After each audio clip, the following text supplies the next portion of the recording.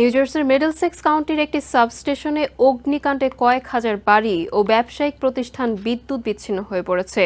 শুক্রবার সকালে এই অগ্নিকাণ্ড ঘটে। এরপর থেকেই তা সংস্কারে কাজ করছেন jersey Central power and light কোম্পানির কর্মীরা। প্রতিষ্ঠানটি শুক্রবারের মধ্যে সংস্কার কাজ সম্পন্ন করার চেষ্টা করেও শনিবার সকাল পর্যন্ত তা শেষ করতে পারেনি।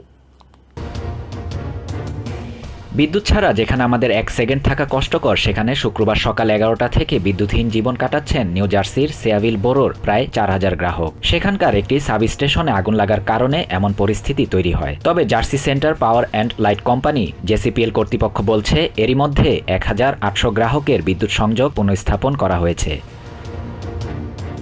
সাব স্টেশনটি সংস্কারের জন্য রাত থেকে ক্রুরা অক্লান্ত পরিশ্রম করে যাচ্ছেন। এ সময় 2 জন ক্রু আহত হন। স্থানীয় হাসপাতালে চিকিৎসাধীন আছেন তারা। শুক্রবার সন্ধ্যার মধ্যে পরিস্থিতি স্বাভাবিক হওয়ার আশা করেছিলেন জেসিপিএল কর্তৃপক্ষ।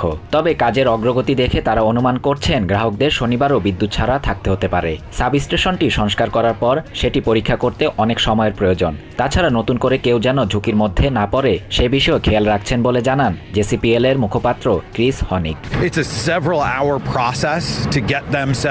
এখন পর্যন্ত বিদ্যুৎ না আসায় সবচেয়ে বেশি ক্ষতির সম্মুখীন হচ্ছেন সেখানকার ব্যবসায়ীরা। শুরুর দিকে অনেকে জেনারেটর ব্যবহার করলেও দীর্ঘ সময় ধরে এর ব্যবহার অনেক ব্যয়বহুল হয়ে পড়ছে তাদের জন্য।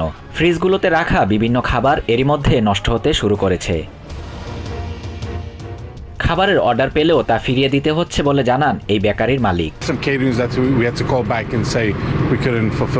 সুপার শপগুলোতে খাবার, পানি ও বরফের জন্য ভিড় করছেন বাসিন্দারা। অন্যদিকে পিৎজা হেভেন নামে এই দোকানটির মালিক জানান তারা অনেক পিৎজার অর্ডার একসাথে পাচ্ছেন, তাই ডেলিভারি দিতে হিমশিম খেতে হচ্ছে। ক্ষতিগ্রস্ত ব্যবসায়ীদের সাহায্যের আশ্বাস দেন সেয়াভিলের মেয়র কেনেডি ওব্রেন। সাব স্টেশনটিতে আগুন লাগার সঠিক কারণ এখন পর্যন্ত জানা যায়নি। তদন্ত অব্যাহত আছে বলে জানিয়েছে পুলিশ। Shahriar Shafat, TVN 24 news desk. New York থেকে সম্প্রচারিত টিভিএন 24 টেলিভিশন বিশ্বজুড়ে বাঙালির কণ্ঠস্বর।